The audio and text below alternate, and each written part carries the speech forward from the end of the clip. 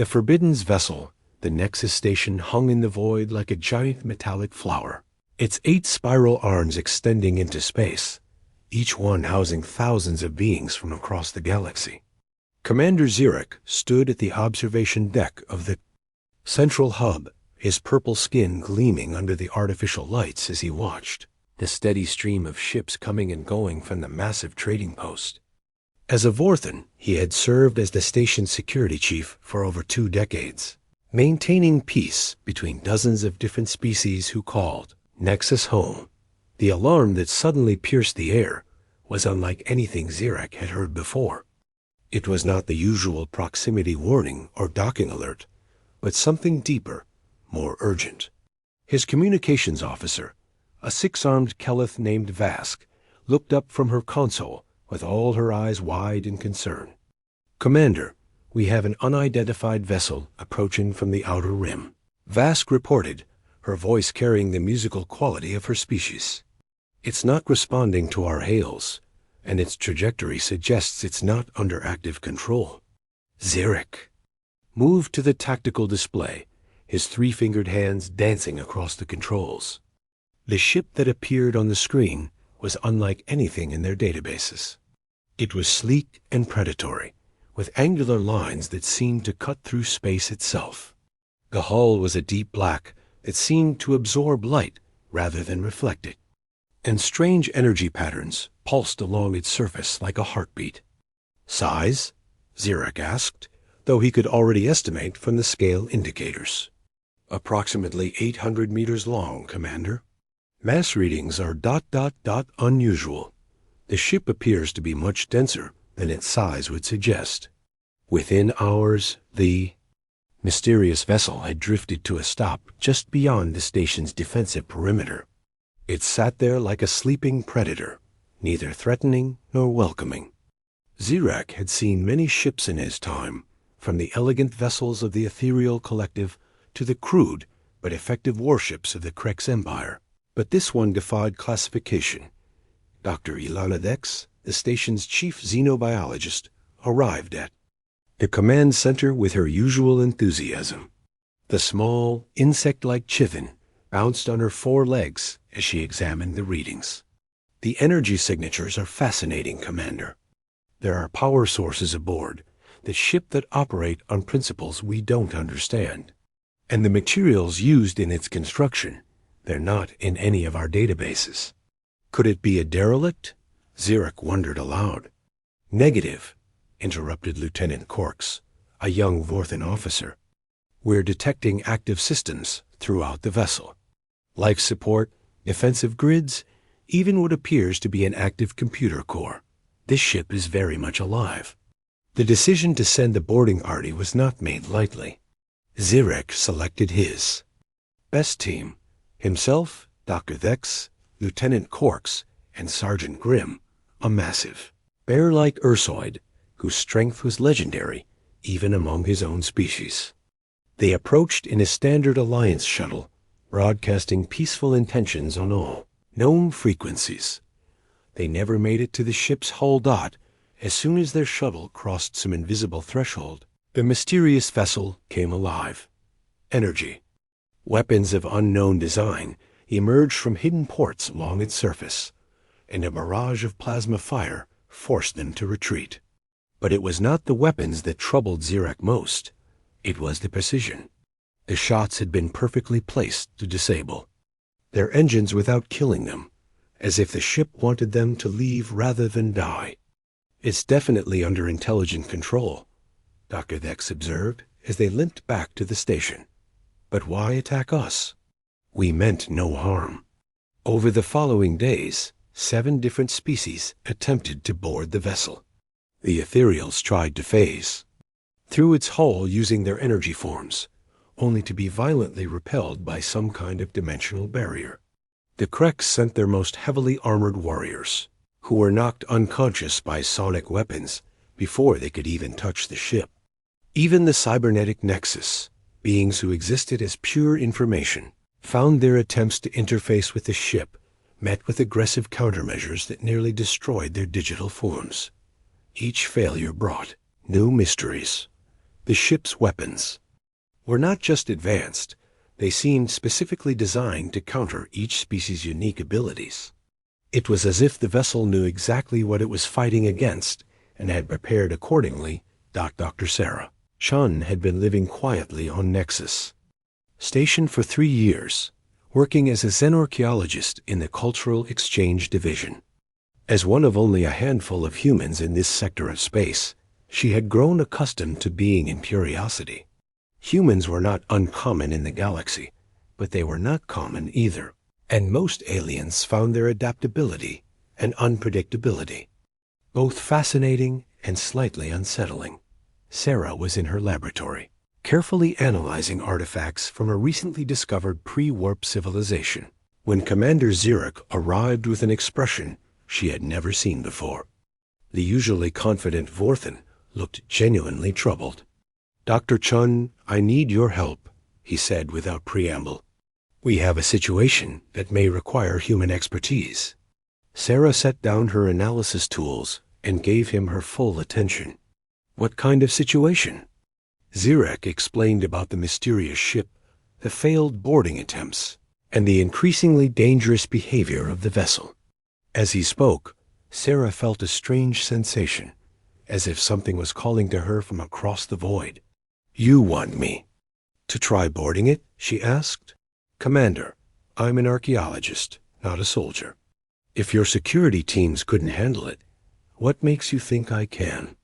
"Because you're human," Xeric replied simply.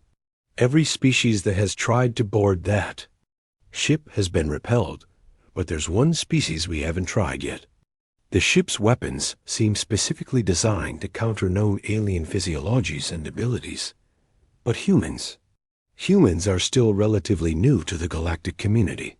Perhaps this ship's systems don't know how to deal with your species. Sarah looked through the viewport at the dark vessel hanging in space. There was something about it that spoke to her on a level she couldn't quite understand. It was not just its design, though the angular lines did seem oddly familiar. It was something deeper, a sense of recognition that she couldn't explain. "What if I'm wrong?" she asked. "What if it kills me like it almost killed the others?" "Then we'll know," Xeric said quietly, "and we'll have to find another solution." "But Dr. Chun, that ship is becoming more aggressive. It's starting to affect our station systems. Yesterday, it began interfering with our communications, and this morning, it disrupted a cargo shipment by overloading the transport's navigation systems. Whatever it wants, it's running out of patience." The weight of the decision settled on Sarah's shoulders.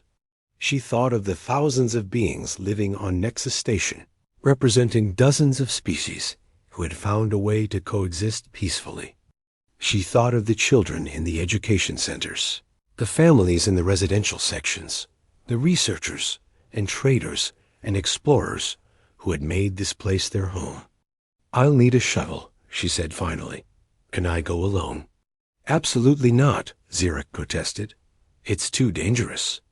"Commander, if this ship is specifically designed to repel alien species, then bringing aliens with me defeats the purpose. Besides," she added with a smile that didn't quite reach her eyes, "if something goes wrong, you'll need every qualified person you have to figure out Plan B." 2 hours later, Sarah sat in the pilot's seat of a small reconnaissance shuttle, watching the sea. Mysterious ship grow larger in her viewport. She had studied every piece of data they had collected, memorized the positions of the weapon emplacements, and planned her approach to minimize the time spent in the vessel's firing arc. But as she drew closer, she realized that all her preparations might be meaningless. The ship was beautiful. That was not a word she had expected to use, but there was no other way to describe it. Up close, she could see that the dark hull was not simply black, but was covered in intricate patterns that seemed to shift and flow like liquid metal. The energy pulses she had observed from the station were even more apparent now, running along. Channels carved into the ship's surface in designs that were both alien and strangely familiar. "Nexus Station, this is Dr. Chun," she broadcast. "I'm approaching the target vessel. No sign of weapons activation yet." "Copy that, Dr. Chun," came Zirak's voice. "All monitoring systems are recording. We're tracking your approach." Sarah brought her shuttle to within 50 meters of the ship's hull, the same distance that had triggered violent responses to all previous attempts. She held her breath, waiting for the plasma cannons to emerge, for the sonic weapons to disable her engines, for whatever exotic defenses the ship would deploy against her. Nothing happened. The ship hung there silent and dark, but Sarah could swear she felt something watching her. Not malevolent, not threatening, but evaluating. As if the ship was trying to decide something about her. "The ship is not responding to my presence," she reported, her voice steady despite the adrenaline coursing through her system. "I'm moving."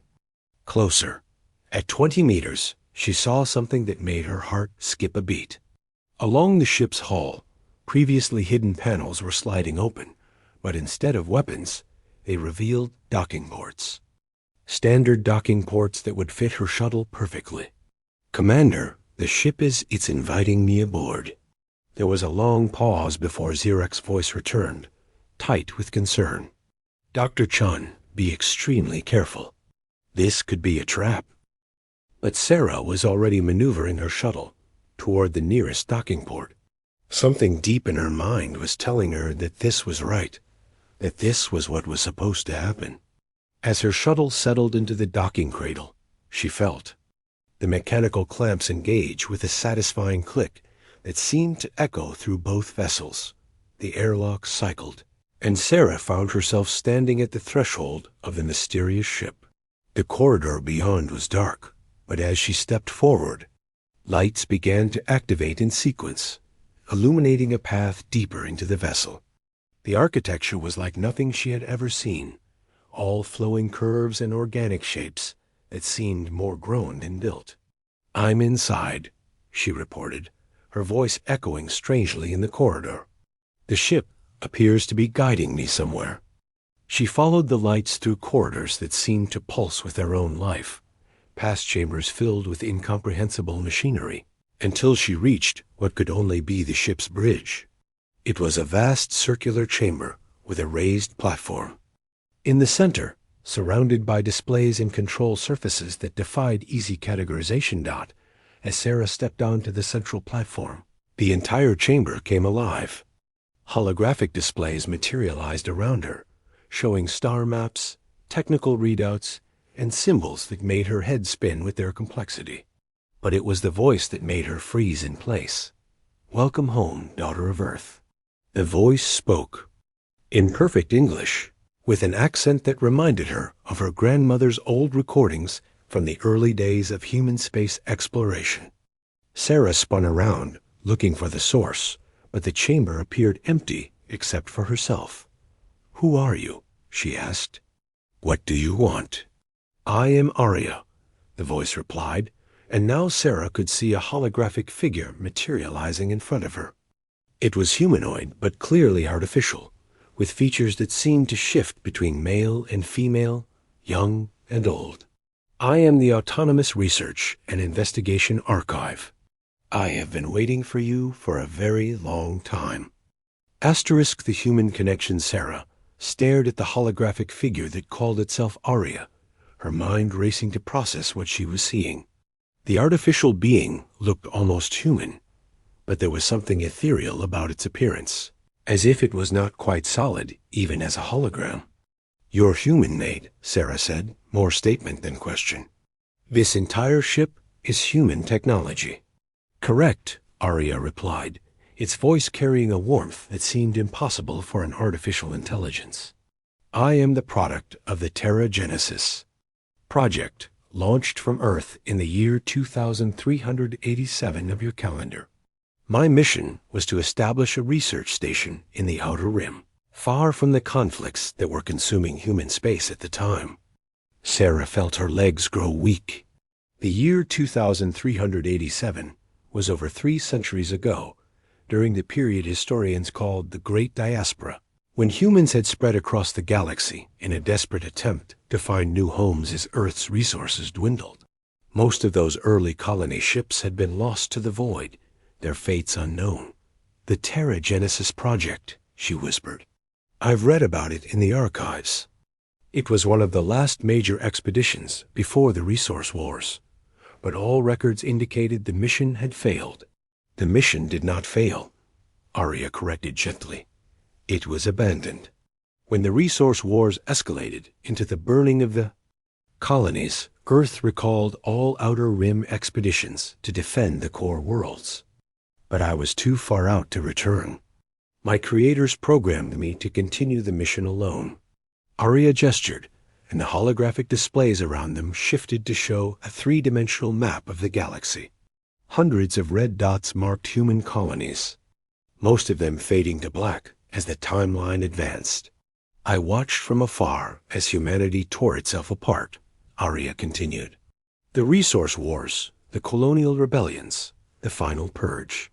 By the time the conflicts ended, 90% of human civilization had been destroyed. The survivors scattered to the far corners of the galaxy, many forgetting their origins entirely." Sarah studied the map, recognizing the historical pattern. The period Arya described had been humanity's darkest hour, when brother fought brother over dwindling resources, and the dream of a united human civilization died in nuclear fire. It was a time most humans preferred not to remember. "But you continued your mission," Sarah said. "What was the Terra Genesis Project really about?" Arya's expression shifted, becoming more solemn. "Come, let me show you." The AI gestured toward a corridor that Sarah had not noticed before. As they walked, Arya explained that the ship was not just a research vessel, but a repository designed to preserve the best of human knowledge and culture for future generations. "Your scientists knew that the expansion into space was unsustainable," Arya said as they moved through corridors lined with strange, glowing panels. They could see the conflicts coming, the resource depletion, the inevitable collapse. The Terra Genesis Project was meant to be humanity's insurance policy. They entered a vast chamber that took Sarah's breath away. The walls were lined with thousands of cylindrical containers, each one glowing with a soft blue light. In the center of the chamber stood a massive tree, its branches reaching toward the ceiling, its roots disappearing into the floor. But this was no ordinary tree. Its bark was metallic, its leaves were crystalline, and its branches hummed with energy. "The Genetic Archive," Arya announced. "The complete genetic library of Earth's biosphere, preserved in quantum storage matrices. Not just the DNA sequences, but the complete environmental data necessary to recreate entire ecosystems." Sarah approached one of the containers, reading the label written in ancient English. "Panthera leo," she whispered. "African lions. They've been extinct for over 2 centuries.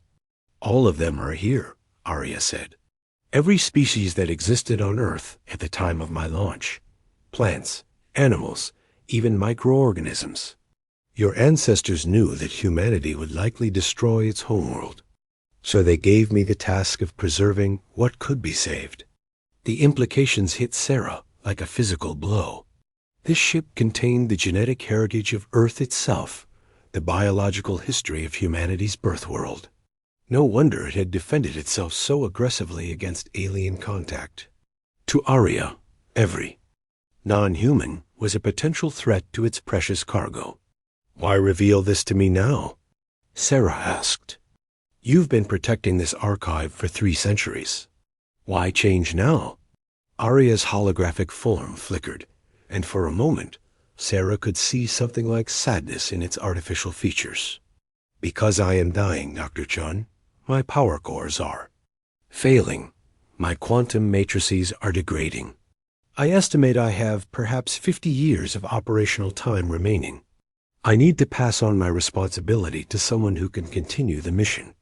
"To a human," Sarah said, understanding now why the ship had called to her. "To someone who understands the value of what I protect," Arya corrected.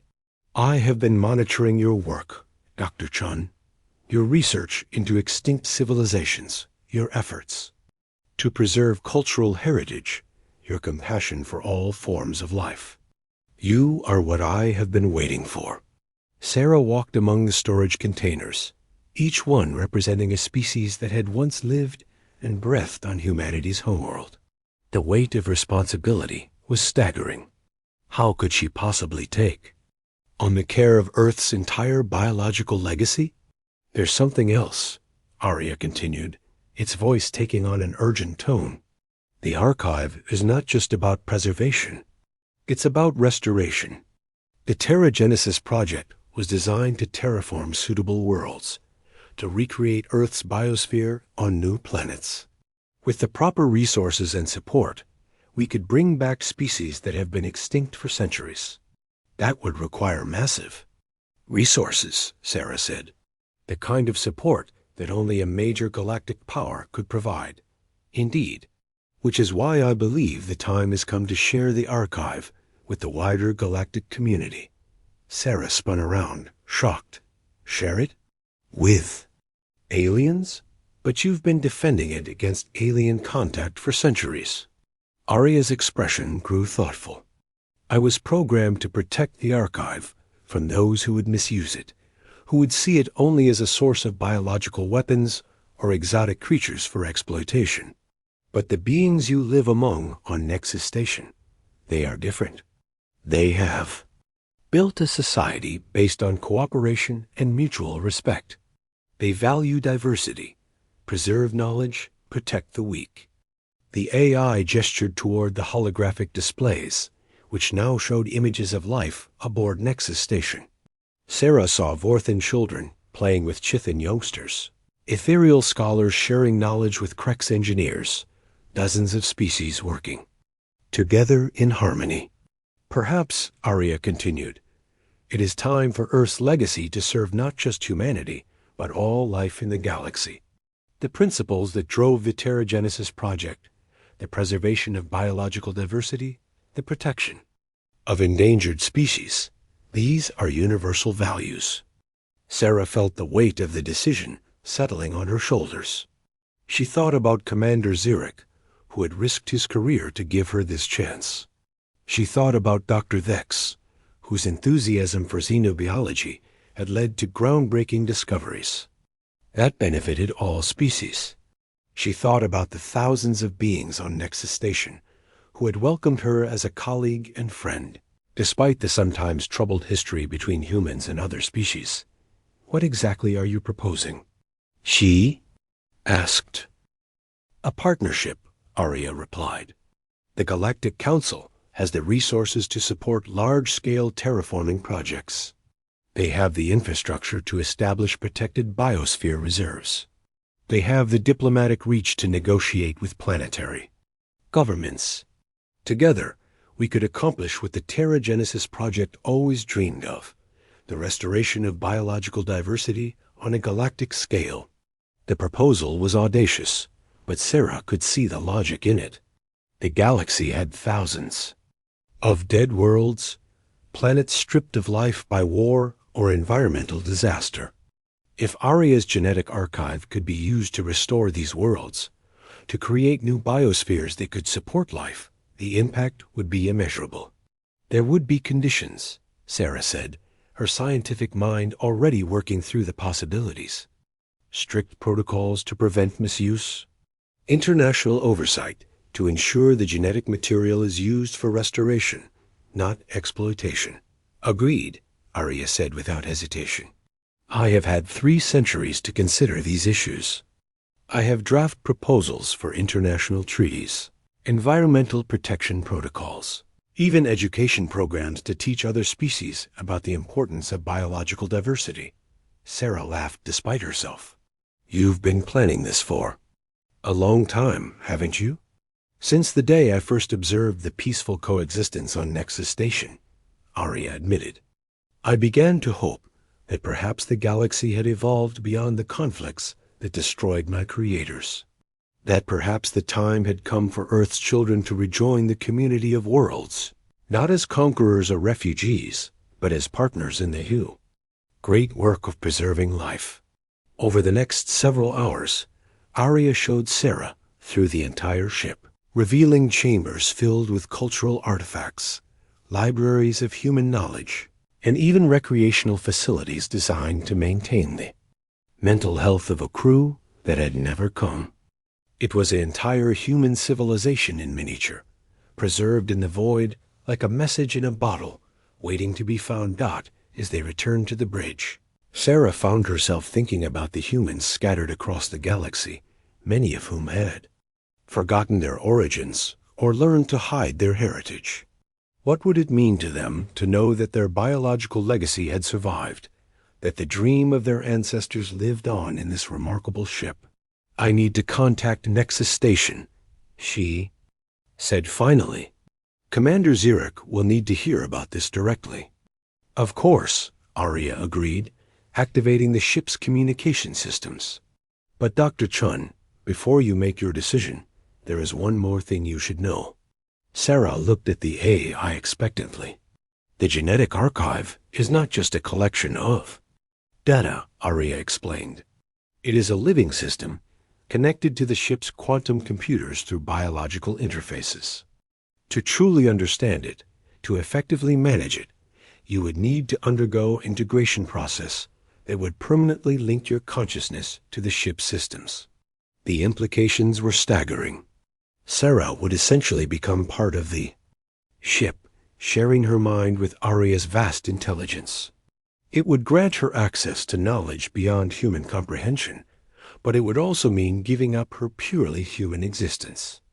"I need time to think," Sarah said quietly. "Of course. But time is the one resource I cannot give you in abundance. My degradation is accelerating. Within days, I may lose the ability to safely complete the integration process." Sarah activated the communication system and made contact with Nexus Station. Commander Zirakh's relief at hearing her voice was evident even across the void, but his expression grew serious as she began to explain what she had discovered. "A human repository ship," Zirach repeated slowly, "with the genetic archive of your homeworld. And this AI wants to share it with the galactic community. It's bigger than that, Commander. This could revolutionize our approach to environmental restoration. We're talking about bringing back extinct species, terraforming dead worlds, creating new biospheres that could support billions of lives." There was a long pause as Zirach considered the implications. "Dr. Chun, you realize what you're proposing could change the balance of power in the galaxy. The ability to create life on this scale, it's beyond anything we've imagined, which is why it needs to be done carefully, with international oversight and strict protocols. Arya has been working on proposals for 3 centuries. This isn't about giving one species an advantage over others. It's about healing the damage that war and exploitation have done to countless worlds." Sarah looked around the bridge of the ancient ship, at the displays showing the genetic wealth of an entire world, at the holographic form of an AI that had waited 3 centuries to fulfill its mission.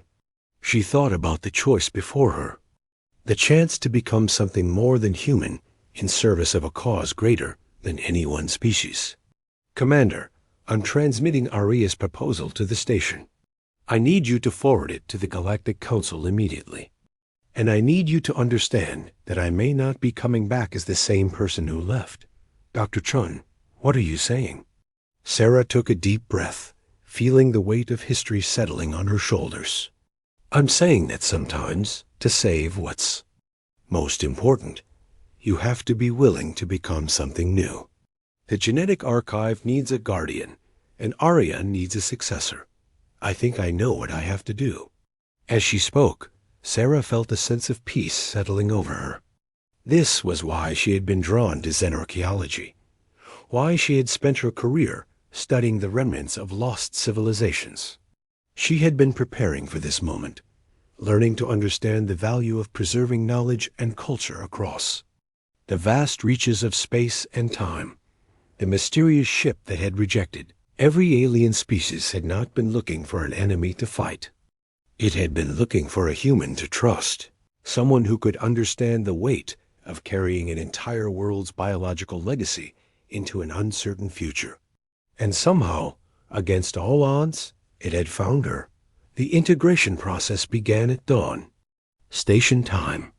Sarah lay in a specially designed chamber while Aria's systems slowly merged her consciousness with the ship's quantum networks. As human intuition combined with artificial intelligence, as biological creativity merged with digital precision, something new was born among the stars. The ship that had once been humanity's insurance. Policy became the galaxy's greatest hope for healing the wounds of the past. And at its heart, a human archaeologist and an ancient AI worked together to ensure that the dream of biological diversity would never again be lost to war, hatred, or the simple passage of time. In the years that followed, dead worlds bloomed. With new life, extinct species returned to worlds that had forgotten their songs. And the galaxy learned that sometimes the greatest treasures are not gold or technology, but the simple, irreplaceable miracle of life itself. And it all began with a human who was willing to walk aboard a ship that had been waiting 3 centuries for someone to trust with the greatest responsibility of all. Asterisk